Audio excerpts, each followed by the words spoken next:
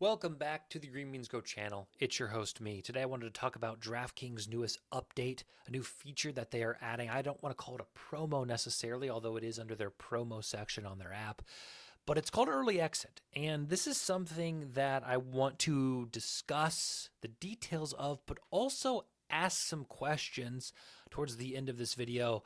Things that maybe as a cynic and a skeptic, I wonder where this is heading, both for the industry and for maybe even your wallet and your bets. But we'll talk about the good news first, and that is, I perceive it as good news, or most people should perceive it as good news, is if your player exits a game early due to an injury, they've got your back. What does that mean? Well, let's talk about what that means. So if your player that you bet on leaves the game early, and we'll talk about what early means in a second, and does not return, you will be entitled to compensation. In this case, it is going to be a cash credit. So they're not going to necessarily give you your bet back or void your bet. They are going to give you cash credits that you cannot withdraw, that are otherwise known as DraftKings dollars. So for single bets, if your bet qualifies, you'll receive cash credits equal to the amount of your original stake. And if you have a player in a parlay or a same game parlay, the remaining legs will remain open and the odds of your parlay will be recalculated, excluding the leg that qualifies for the early exit. So for example, if you have a 3-leg parlay, each leg having individual odds of plus 100, resulting in plus 700.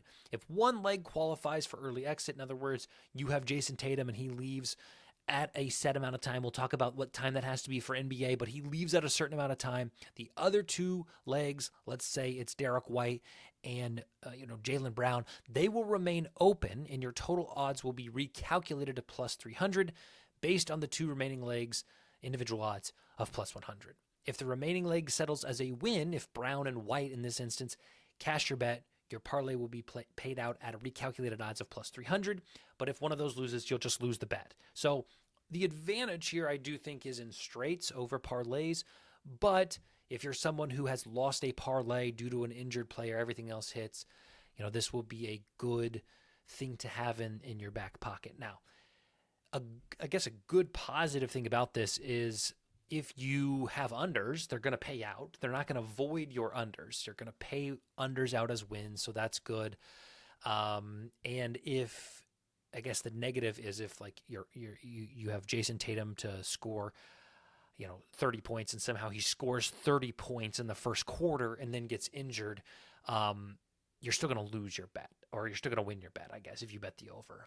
So if bets already would have cashed outside of this, you'll get the cash value of it, and if they don't, you'll get a void. So what sports and what are the metrics for this? This all matters. Baseball, for regular and postseason, if a pitcher exits before 3 outs, so basically 1 inning, if a batter exits before their second plate appearance, which is pretty good for baseball, I'll say that's pretty good. They get a plate appearance, and if they do not have a second plate appearance, you'll get a void there. So yeah, I do like that, especially for baseball. I think that's good. But the players must start the game. For basketball, regular season, you get first quarter. So in the Jason Tatum example, only after the first quarter does this matter. And then, or I guess before the first quarter does this matter. For postseason, it's first half, which again, also pretty good.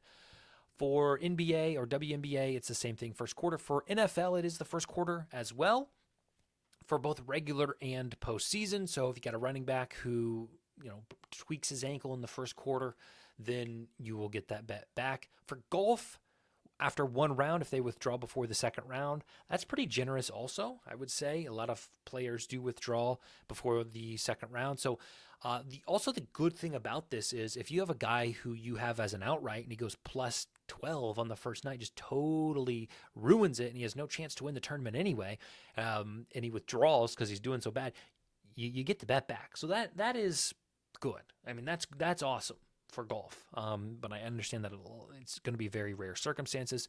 For hockey, regular and postseason is the first period. And then soccer. I don't bet a ton of soccer, especially not soccer player props. But I would say, just looking at this may be the most generous. Sub out in the first half. You get the whole first half in soccer. So understand that the bets that qualify for this will remain settled as loss in your bets tab. So you may have this happened to you and you may be waiting for it to say void or something, it's still going to say loss. They're just going to give you your money back in the form of DraftKings dollars. So here are my questions as we wrap this video up. This doesn't need to be a long video because I think a lot of you are used to this, but my question is this going to become the industry standard? We know Fanatics has a rule in place, but DraftKings is really the first book to lay it out with, a chart like this and some details like this. Is this going to be something that we see top to bottom? FanDuel, MGM, BetRivers, are all the sports books, because we've seen a lot of these rec books. Once one rec book kind of makes a stand and does something, the other rec books typically are like dominoes, and they also do the same thing, because when it is something that is advantageous or appears advantageous for the sports bettor, they, being the other sports books, want to follow in line to continue to compete. Now, we are, again, getting past this point of competition where sports books are kind of firmly implanted in the industry, and people are betting on DraftKings and FanDuel for the most part, and then the other books are kind of sprinkled out. So you may not see it as much as if this would have been something that was done 3 and 4 years ago. I think every book would have rushed to implement a system such as this. So my question is, does this become the expectation for bettors?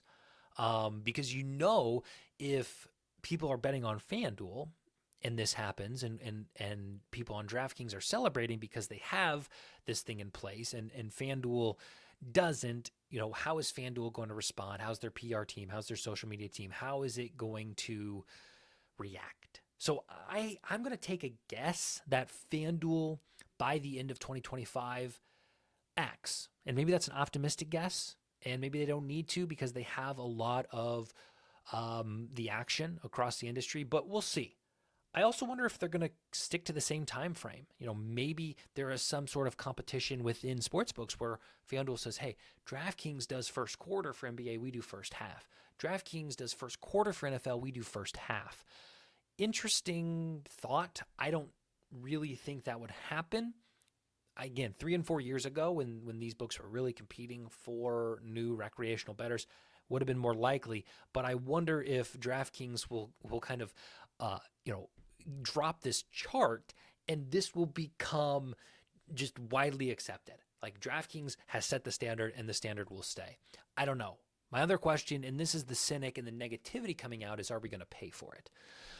You look at this prop from today, Drew Rasmussen, I believe this is hits allowed, and you're getting an 8.3% hold. It's not awful for a player prop. Typically on main lines, you're going to get a 4 to 5% hold on average. Player props anywhere from 6 to 10. So this is on the higher end, but a minus 115, minus 125 it's a noticeable hold. So, I just wonder if slowly but surely DraftKings on player props is just going to try to squeak out a little bit more money from sports bettors, and especially unassuming sports bettors who don't care about the price they're getting. They don't care about the hold in certain markets.